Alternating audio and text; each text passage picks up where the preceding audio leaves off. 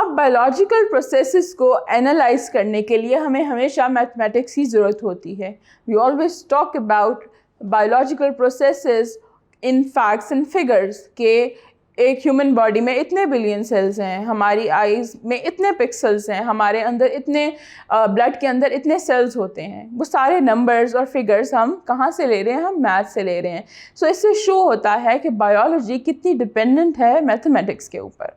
अब scientist experiment करके data collect कर लेते हैं, लेकिन उस डेटा की प्रॉपर अंडरस्टैंडिंग के लिए हमें मैथ्स चाहिए, हमें स्टैटिस्टिक्स चाहिए। उसके एनालिसिस भी हमने करना होता है। उस एनालिसिस के बाद हमने उससे कोई रिजल्ट निकालना होता है। We have to make sense of that particular data, और उसके लिए हम सिर्फ और सिर्फ मैथमेटिक्स पर रिलाई कर सकते हैं। हमें मैथमेटिकल फार्मूला की ज़रूरत पड़ती है। तो इसकी एक एग्जांपल है जेनेटिक्स। अब कैसे कि हम जेनेटिक्स में ये बता सकते हैं, अगर हमें आपके पेरेंट्स के ट्रेट्स का पता हो कि उनके क्या कैरेक्टरिस्टिक्स हैं, एक की अगर ब्राउन आइज़ हैं, एक की अगर ग्रीन आइज़ हैं, तो हम ये भी बता सकते हैं कि उनके बच्चों में क्या प्रोबेबिलिटी है कि कितने % बच्चों की आइज़ ग्रीन होंगी या ब्राउन होंगी, या हो सकता है कोई डिफरेंट कलर भी आ जाए।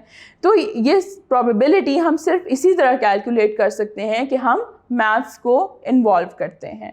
मैथ्स को इन्वॉल्व किए बगैर हम ये चीज़ें नहीं निकाल सकते। तो जेनेटिक्स में हम बहुत सी जगहों पे मैथमेटिकल फार्मूला का यूज़ कर रहे होते हैं टू कैलकुलेट कि कौन सी चीज़ किस तरह से पास डाउन होगी और उसके क्या चांसेस हैं पास डाउन होने के।